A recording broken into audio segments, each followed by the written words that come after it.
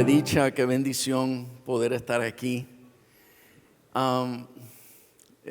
Dije el viernes y ahora repito, no sabía por qué tenía una contentura de estar aquí. Y me sentía regocijado de ministrar en este lugar. Luego de estar vamos a decir 3 días con hoy y experimentar la presencia de Dios con ustedes, ahí descubrí por qué mi alma se regocijaba tanto. Dios mora en este lugar. Aleluya.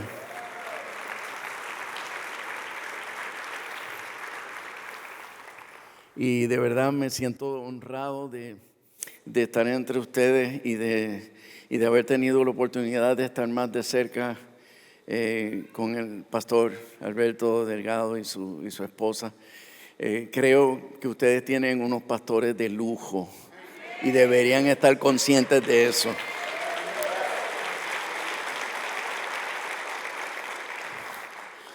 Hoy me acompaña la mujer que me llevó a los pies de Cristo. A los 13 años comencé a enamorarla y ella empezó a decirme que no. Tú eres el hermano que yo no tuve nunca. No dañes esta amistad tan linda que tenemos. Y esas palabras eran amargas para mí escucharlas, pero al final me dijo, mira, yo no estoy enamorada de ti, pero creo que te mereces ser mi novio por insistir tanto. Entonces, claro, no conocíamos a Cristo, ¿no? No conocíamos a Cristo. Y entonces nos hicimos novios y ahí fue donde ella se convierte. Ahí es donde ella se convierte a Cristo. ¿Y sabes qué? Cuando ella se convierte a Cristo, yo le digo, Mildred, tanto nadar para morir en la orilla. Porque yo no puedo andar con una fanática evangélica, no puedo con esto. Yo no puedo con esto. A mí no me gusta eso. A mí no me caen bien los evangélicos. Esa gente son locas. Y hablan disparate, lloran y se ríen a la vez, no se ponen de acuerdo.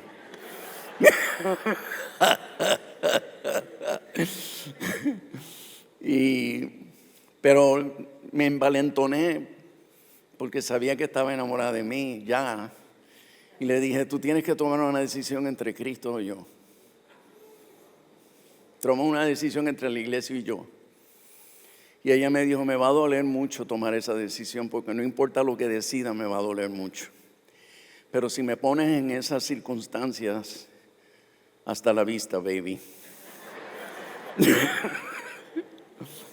Y ahí fue donde me asusté. Yo dije, no, yo no puedo perder este tesoro. Así que vamos a negociar. Y negociar es que empecé a visitar la iglesia. A la primera no me sentí bien, a la segunda me sentí peor. Y a la tercera me sentí tan miserable que yo mismo me empecé a preguntar, ¿qué me pasa? ¿Por qué le tengo miedo a Dios? ¿Por qué le tengo miedo a la iglesia? ¿Por qué la rechazo tanto? Y empecé a hablar con Dios y le dije, Dios mío, no entiendo qué me pasa, ayúdame. Y cuando le dije ayúdame, me puse de pie porque estaba en el medio del llamado. Y me puse de pie y usted sabe que los evangélicos son tan entrometidos que tan pronto me puse de pie, alguien me agarró por un brazo y me llevó al altar.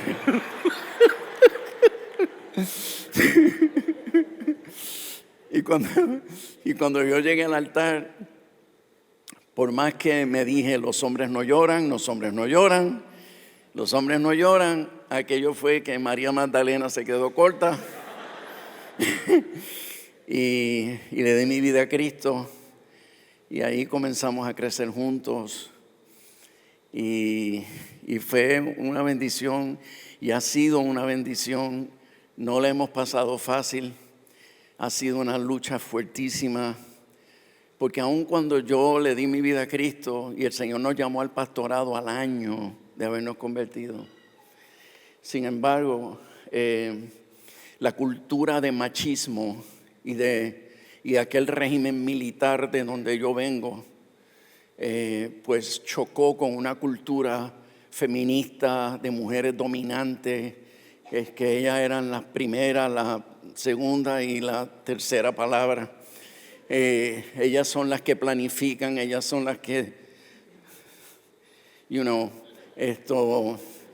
donde los hombres son un mal necesario. Entonces ella no tuvo hermanos, todos fueron chicas, sus hermanas mayores se casaron y todo lo que tuvieron fueron sobrinas y sobrinas y sobrinas y sobrinas. Y entonces los maridos de sus hermanas pues se divorciaron de ellas y el único sobreviviente he sido yo.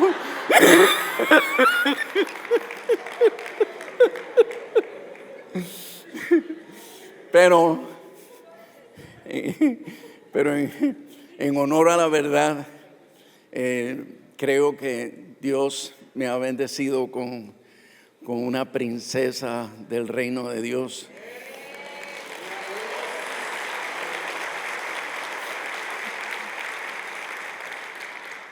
Y yo quiero que ella se ponga de pie para que vean que linda todavía está.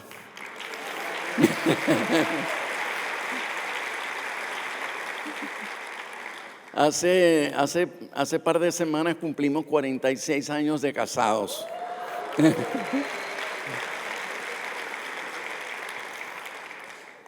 Así es que,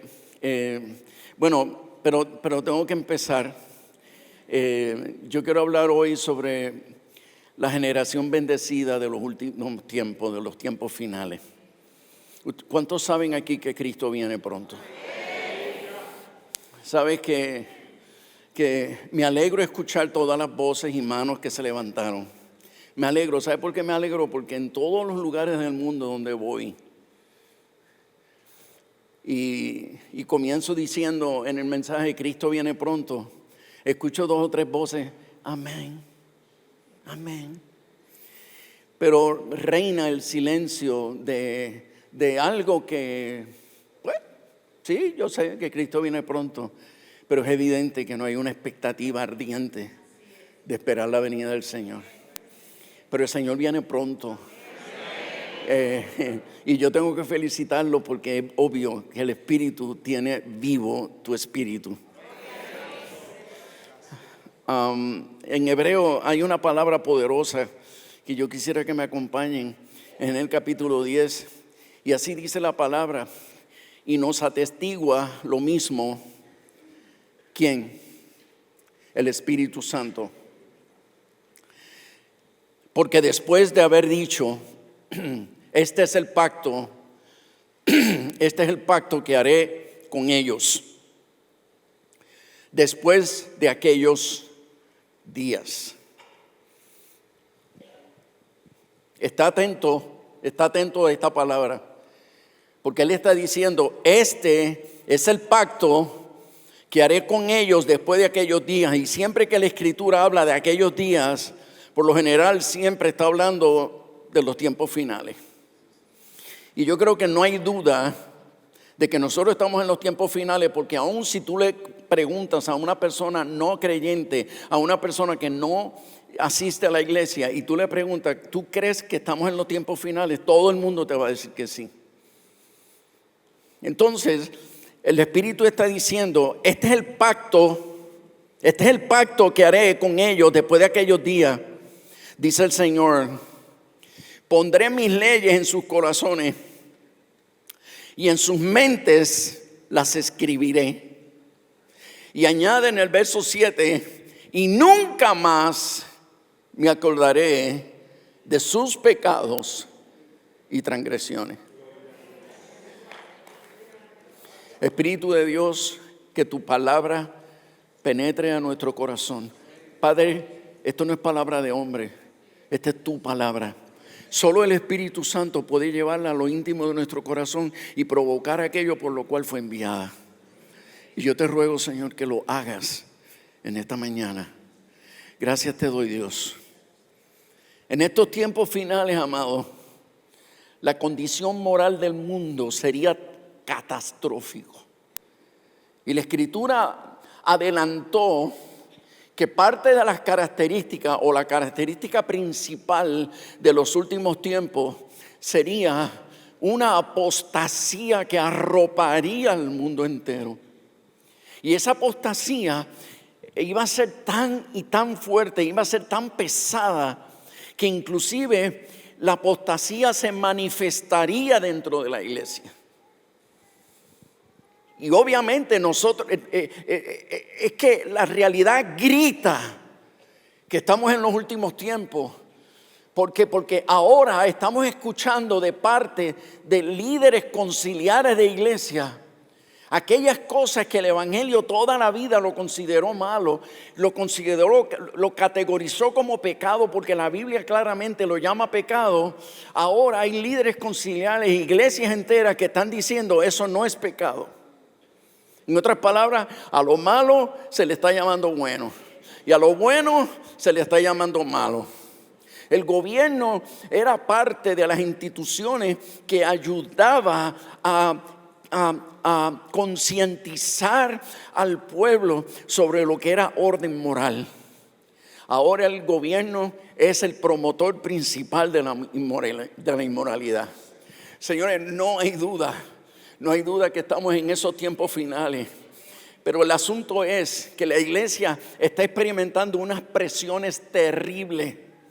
¿Por qué? Porque dentro de la iglesia se han colado un montón de simpatizantes, un montón de gente que por la naturaleza de las tinieblas que han arropado al mundo, su alma siente sed de Dios y su alma tiene deseo de acercarse a la luz.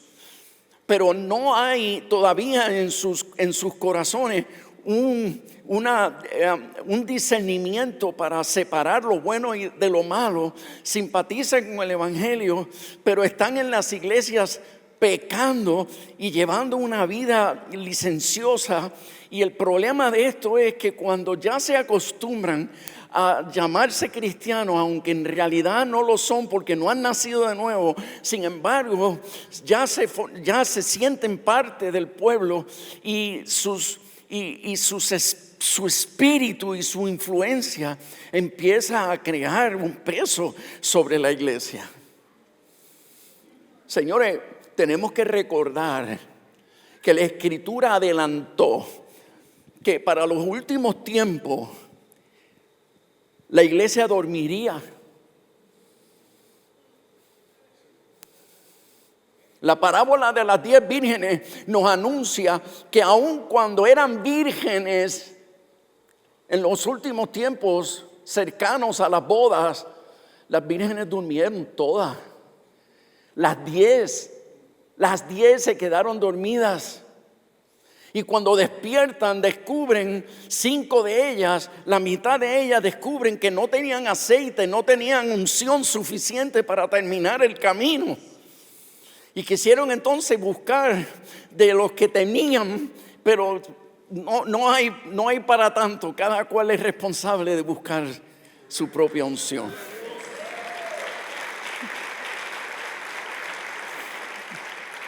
Y por eso es que la Escritura dice, para estos últimos días, el que quiera seguir pecando, peque. Pero el que quiera ser santo, santifíquese más. Porque estamos precisamente en esos días donde nosotros, conscientes de la venida de Cristo, tenemos que buscar el rostro de Dios. Tenemos que buscar el rostro de Dios para consagrarnos. Porque el nivel de corrupción que ha arropado la tierra es tan pesado, es tan y tan pesado, que dice la Escritura en Mateo 24, que si aquellos días no fuesen acortados, nadie sería salvo. Mas por causa de los escogidos, aquellos días serán acortados. Señores, todo lo anterior que he dicho son las condiciones ideales para que la gente se entregue a un desenfreno de desorden, gente divorciándose por sus propios criterios, se casaron en la presencia de Dios y se divorciaron en la presencia de un juez. Se le olvidó que eso es un pacto. Y no solamente eso, se divorcian y se vuelven a casar sin criterios ninguno. Y mientras están casándose y dándose en casamiento, otra característica más que señala que estamos en los últimos días, porque aún en la iglesia habrían gente que se casan y se vuelven y se casan y vuelven y se casan, y mientras tanto dejan una estela de hijos heridos, decepcionados de Dios y decepcionados de la familia y decepcionados de la iglesia.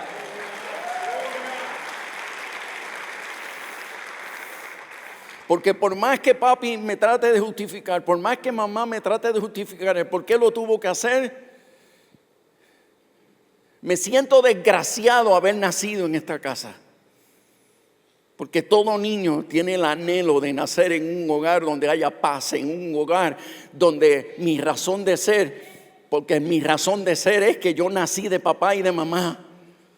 Yo soy producto del amor de papá y mamá. Yo soy producto de la unión de papi y mami. Y cuando papi y mami se dejan de amar, y cuando papi y mami empiezan a atacarse, y cuando papi y mami dejan de aplicar los principios bíblicos y se alejan de los preceptos de Dios para abrigar su propia justicia, entonces resuelven, pero a mí me desgajan el alma. Y cuando eso me pasa, las ganas que me dan es de rebelarme contra todo. Y las ganas que me dan es de castigarlos con mi mal comportamiento. Y nosotros estamos en medio de esa generación. Usted sabe que las estadísticas dicen que la iglesia, las parejas, los matrimonios de las iglesias se están divorciando a razón de un 45%. Señores, estamos hablando de casi la mitad de la gente que se congrega en las iglesias se está divorciando a razón de un 45%. Claro, la gente que no asiste a la iglesia se está divorciando a razón de un 65%. Y los que están unidos en uniones consensuales, no casados, se están divorciando a razón de un 85%. Pero ahora tenemos el fenómeno de parejas entre nosotros que se llaman esposo y esposa y nunca se han casado y nunca han consagrado su relación a Dios. Y estábamos juntos y estábamos compartiendo juntos como que aquí no ha pasado nada. Señores, la misericordia de Dios es grande, pero el Espíritu está anunciando que la puerta del arca está por cerrarse.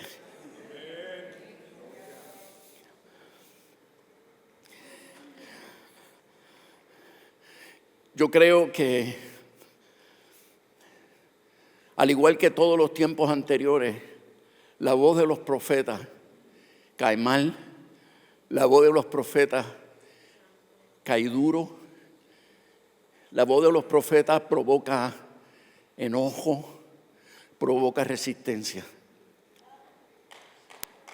Pero, espera, por favor, espera. Pero el Señor ha prometido que hasta el día último, Él no dejará de inspirar la boca de sus profetas para declarar las verdades de Dios. Porque aunque te duela,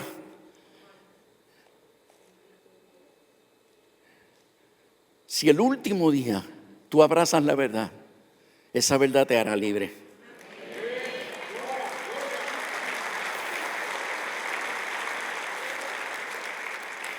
Y mira lo que dice el pasaje bíblico. Mira lo que dice el pasaje bíblico en ese verso 16. Escucha. Este es el pacto que haré con ellos después de aquellos días. En otras palabras, da la impresión que está hablando de otro pacto. Porque sabemos que ya se hizo un pacto. Y ese es el pacto que nos tiene aquí, el Cordero de Dios que quita el pecado del mundo. Vino, el Mesías vino, Él dio ya, Él pagó el precio para que nosotros pudiésemos tener comunión con el Padre. Él hizo un pacto y Él ejecutó ese pacto, Él hizo su parte. Pero Él está diciendo que en estos últimos días Él va a hacer un pacto. Por lo tanto, nosotros debemos detenernos y escuchar qué Él les quiere decir. Porque en ese nuevo pacto que Él está haciendo, o un pacto renovado, ¿qué está diciendo? Verso 17. Escucha. Verso 16 al final. Pondré mis leyes en sus corazones y en sus mentes las escribiré. En otras palabras, Él está diciendo, aunque tú me hayas desobedecido, aunque hayas caminado a espaldas mías, aunque hayas estado infiltrado en la iglesia, sí, ¿sabes por qué te has quedado infiltrado en la iglesia? Porque yo reconozco que en lo íntimo de tu corazón tú me amas. En lo íntimo de tu corazón mi palabra te provoca hambre. ¿Y sabes algo? Mi misericordia te ha cubierto, mi misericordia te ha mantenido ahí. Pero quiero traerte una buena noticia. Si tú te arrepientes y si tú me entregas lo vil, si estás dispuesto a consagrarte, escucha bien lo que te digo. Yo hago un pacto contigo. Yo voy a hacer algo grande. Pondré mis leyes en tu corazón y en tu mente las voy a escribir. En otras palabras, mi espíritu va a esculpir mis palabras y mi voluntad en las tablas de tu corazón.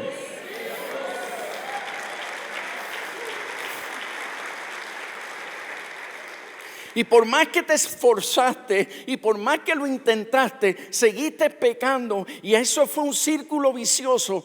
Tú te condenaste a ti mismo, no te fuiste de la iglesia, pero vivías decepcionado de ti mismo porque pensaste que no tenías solución, que eres demasiado de carnal para poder servir a Dios fielmente. Pero el Señor te da una buena noticia.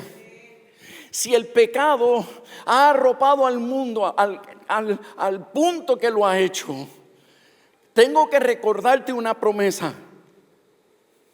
Y es que en los lugares donde abunda y abunde y abunde y abunde el pecado, mi gracia va a sobreabundar.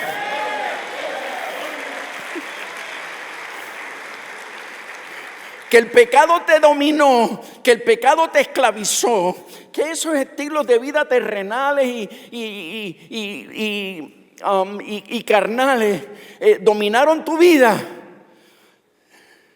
Hago un anuncio hasta hoy, porque el Señor está diciendo, si tú estás dispuesto a aprovechar este paréntesis, si tú estás dispuesto a aprovechar esta visitación de Dios, si estás dispuesto a aprovechar esta manifestación especial de la gracia de Dios,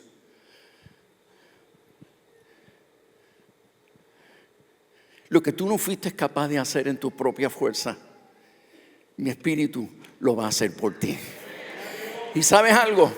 Dice el Señor, yo te voy a asombrar. El primer asombrado vas a ser tú. Porque muchos en tu casa se van a asombrar de tus nuevos frutos. Muchos en tu casa se van a asombrar de tu nuevo estilo de vida, de tus nuevas actitudes. Mucha gente en tu casa van a decir, ¿qué le pasó? Pero ¿sabes algo? Al primero que voy a sorprender es a ti mismo, a ti misma. Porque despertarás con una inspiración que no tenías. Y nacerá dentro de ti un amor por la pureza. Nacerá dentro de ti un amor por la palabra. Y empezarás a leer las escrituras como nunca las leíste antes. Y de momento te verán doblando rodillas en lugares secretos dentro de tu casa. Y dirán, ay, verdaderamente, Cristo viene pronto.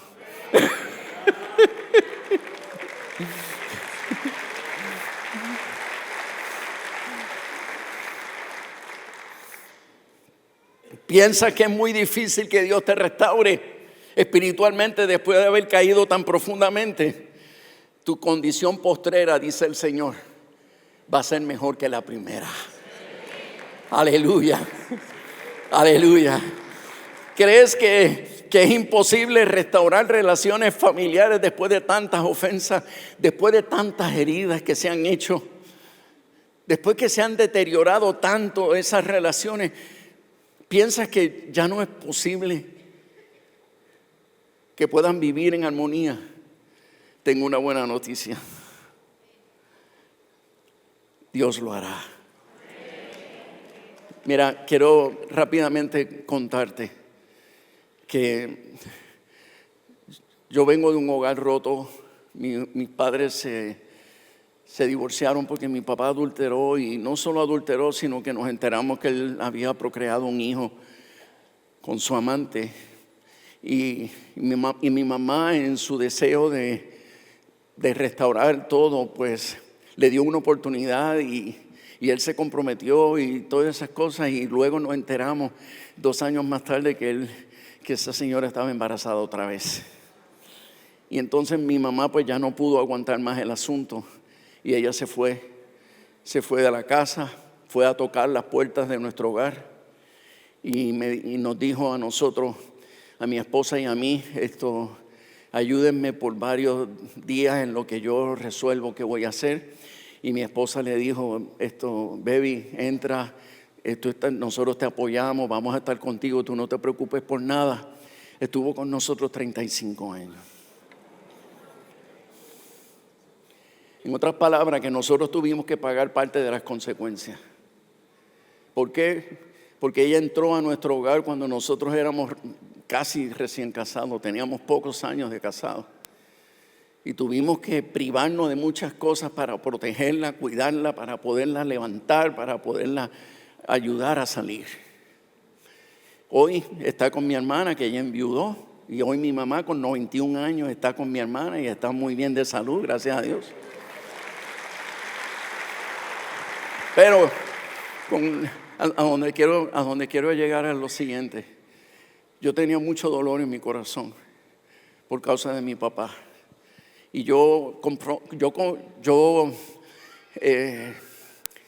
mi papá siempre fue un hombre muy duro. Él siempre dijo que los hombres no lloran, que los hombres no piden perdón, que los hombres no hablan con cariñoso, no expresan sentimientos, porque los hombres que expresan sentimientos son hombres fresitas. Los hombres no se ríen. Cuando yo era un niño, corrí a donde mi papá y lo sorprendí con un abrazo. Y mi papá me empujó y me gritó y me señaló con el dedo y me dijo, jamás vuelvas a hacer eso. Yo pensé que cuando lo abracé le pisé un callo y él se refería a que lo pisé. Para sorpresa mía, gritándome, me dijo, los machos no abrazan a los machos, que sea la última vez que tú me abraces. Ese es el tipo de hombre. Entonces cuando yo voy a donde mi papá a decirle, wow, papá, la embarraste. O sea, ¿cómo tú te atreves a hacer lo que hiciste? Tú lo vas a hacer peor. Sentí que me maldijo. Y yo le dije, mira, yo le voy a dar la vida digna que tú no le pudiste dar a tu mamá, a mi mamá. Y su respuesta fue, el culpable, si nosotros nos divorciamos, el culpable de este divorcio vas a ser tú. Porque tú la tenías que dejar en la calle. Y cuando ella se viera comiendo basura, entonces ella se iba a ver obligada a regresar a mí. Y yo le dije, ¿sabes algo? Yo no se lo voy a permitir. Y vuelvo y te repito, la vida digna que tú nunca le diste, yo se la voy a dar. Entonces, lo que estoy diciendo, te lo estoy diciendo para que sepas que estoy hablando de un hombre duro, estoy hablando de un hombre sin corazón, estoy hablando de un hombre cruel. Y eso provocó mucho dolor dentro de mí. Y yo lo perdoné, porque tú sabes que nosotros los creyentes no tenemos opciones.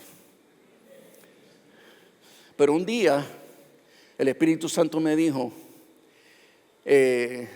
tú guardas mucho dolor en tu corazón y por causa de ese dolor tú tienes un carácter explosivo, que te portas bien por un tiempo y llega un momento, ¡boom!, y explotas, y cuando explota pecas, hieres, y tú tienes que resolver eso. Y yo le dije, pues está bien, Señor, yo quiero resolverlo. ¿Cómo? Me dijo, acércate de donde tu padre y pídele perdón. Miren, hermano, aquello fue como una bofetada en la cara. Porque yo le dije al Señor, Señor, no entiendo de qué le tengo que pedir perdón. Y Él me dijo, tú llevas años que todo lo que haces es hablar mal de Él y criticarlo. Y cuando hay reuniones familiares, todo lo que hace es maldecirlo con críticas y críticas. Yo decía, Señor, yo nunca he maldecido a nadie. Cada vez que tú criticas a tu padre, lo maldices. Entonces, yo le dije, entonces, ¿qué tú quieres que yo haga? Pues que vayas a pedirle perdón. Pero es que Él me enseñó que los hombres no piden perdón. Pero tú vas a tener que enseñarle que los hombres piden perdón. Y dile que lo amas. Y dije,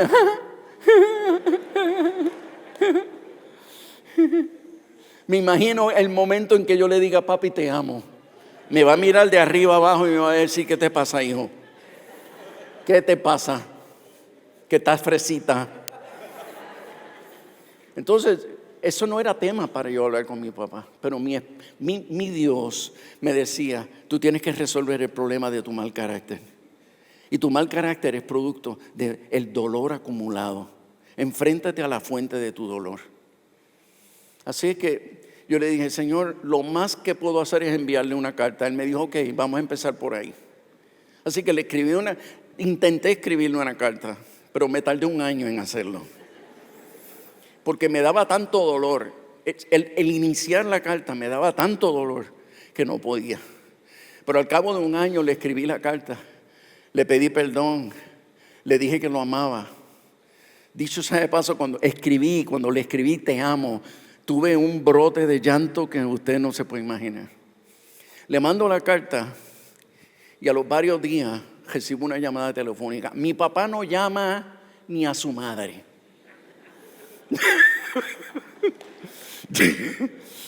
Él no agarra el teléfono para nada. Cuando él necesita una llamada telefónica, él ya le pide a su mujer que la haga. Porque él no llama a nadie. Cuando yo agarro el teléfono era mi papá.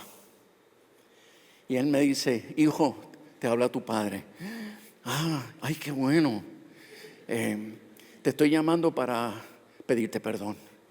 Y yo le dije, papá, oye, escúchame. Yo no te escribí esa carta para que tú me pidieras perdón. Y él me dijo, cállate y escúchame, porque yo tengo que pedirte perdón. Y yo, sí, Señor, amén. Y me dijo, yo quiero pedirte perdón porque yo abusé de tu madre. Yo quiero pedirte perdón porque yo fui un mal padre. Yo reconozco que fui un machista. Y yo reconozco que yo te herí mucho. Yo quiero pedirte perdón, hijo. Y antes de terminar esta llamada, quiero decirte que yo también te amo.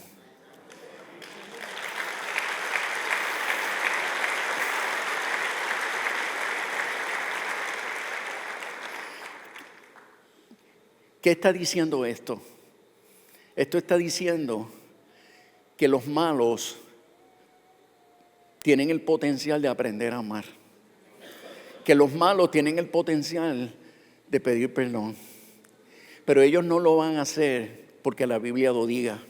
Ellos lo van a hacer cuando alguien que no tenía que pedir perdón lo hace, asume la iniciativa.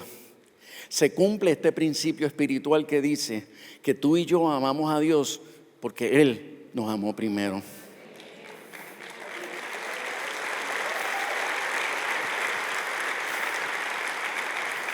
Y hay muchos creyentes que aunque están en la iglesia no quieren amar primero porque viven otro evangelio. Es el evangelio según Moisés. Ojo por ojo, y diente por diente. Y ese evangelio no existe.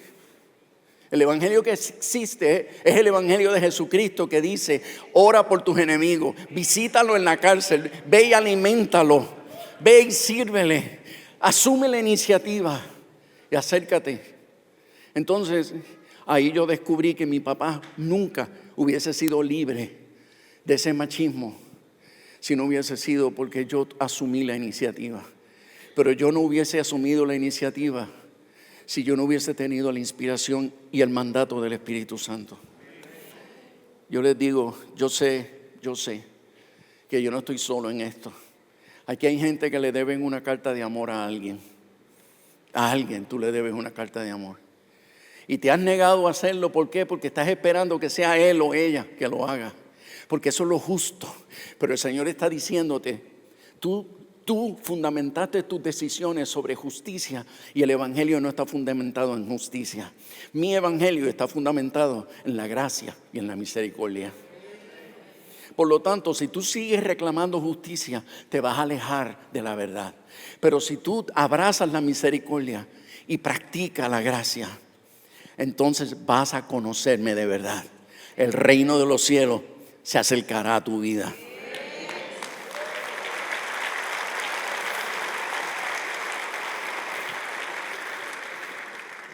Señores, dice el verso 19 de ese pasaje. Escúchalo. Así que, hermanos, teniendo libertad para entrar en el lugar santísimo por la sangre de Jesucristo, por el camino nuevo y vivo que Él nos abrió a través del velo, esto es su carne, y teniendo un gran sacerdote sobre la casa de Dios, acerquémonos, di conmigo, acerquémonos. Con corazón sincero, con corazón sincero. En otras palabras, mira lo que el Espíritu Santo nos está diciendo. En este último tiempo, por favor, echa a un lado tu típica verborrea de oración.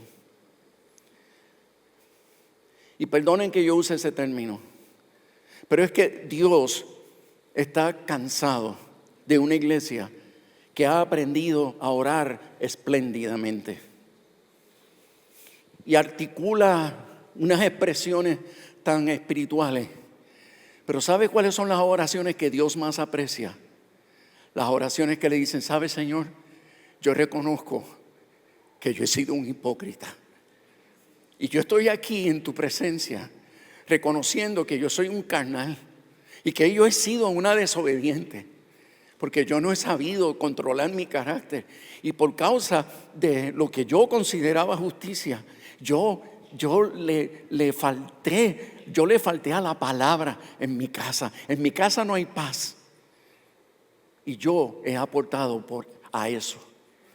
Y sabes, Señor, yo tengo que reconocer que soy débil. Y aun cuando tengo cargos en la iglesia, yo tengo que reconocer que soy débil. Y vengo delante de ti porque yo necesito que tú vengas a visitarme. Yo no quiero seguir enseñando la Biblia en la iglesia. Yo quiero empezar a modelar lo que leo en mi casa.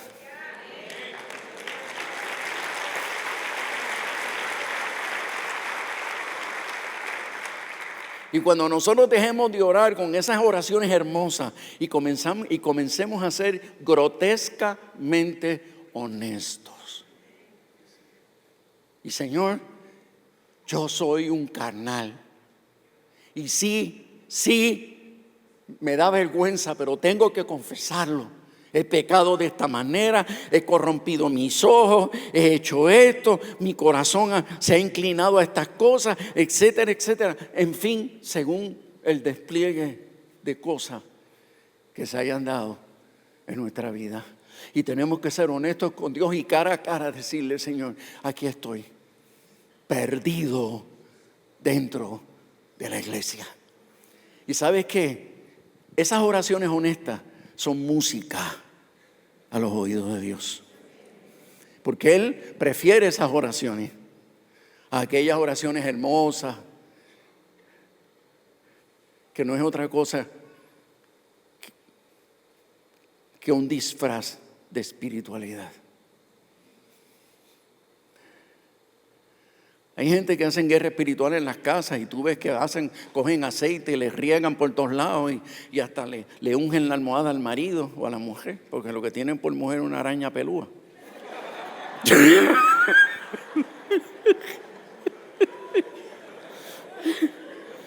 Pero ¿sabes algo? ¿Sabes algo? Hay cosas que son más efectivas para hacer guerra espiritual que estar ungiendo las cosas. Yo unjo las cosas. No estoy diciendo que eso está mal. Yo lo hago. Pero cuando tú le hablas a una araña pelúa, cuando tú le hablas a una araña pelúa y le dices, ¿sabes algo? Te amo y te voy a amar siempre. ¿Y sabes qué? Yo voy a ser leal a ti hasta el final. ¿Sabes qué? Esas palabras van a hacer que los demonios de arañas pelúas que tiene esa mujer se le vaya. Los demonios le van a huir. Porque cuando nosotros practicamos el amor de Dios, cuando nosotros practicamos la gracia en nuestras casas, cuando nosotros aprendemos a vivir el evangelio en nuestros hogares, señores, los demonios no toleran eso, no lo soportan, tienen que huir.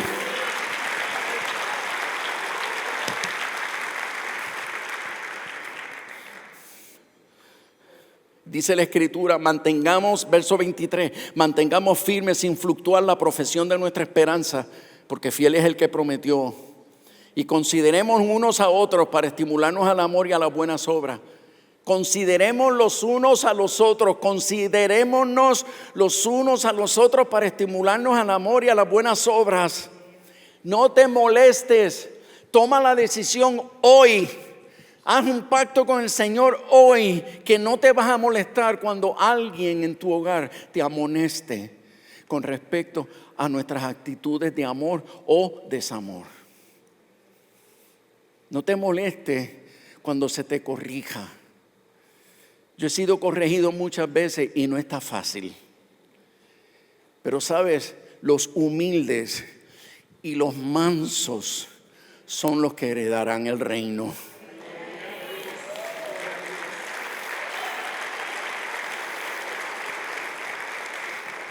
Los humildes aceptan la corrección. Aleluya. Y termino diciendo lo siguiente en el verso 25. Y no dejando de ¿qué? De congregarnos como algunos tienen por costumbre, sino exhortándonos, y tanto más cuando veas que aquel día se acerca.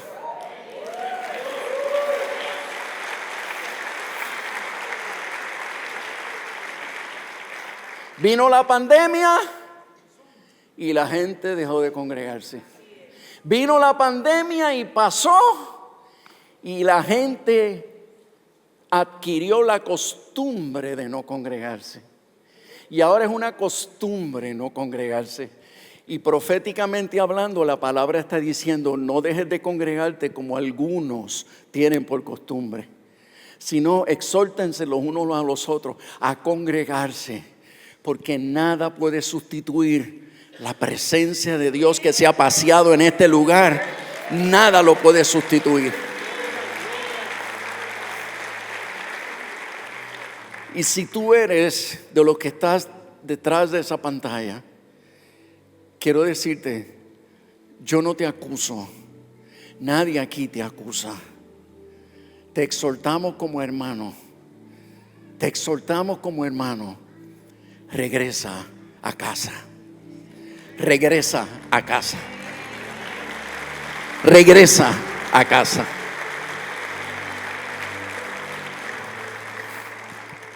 Solo queda un minuto y lo que falta por hacer, el Espíritu Santo lo va a hacer en un minuto.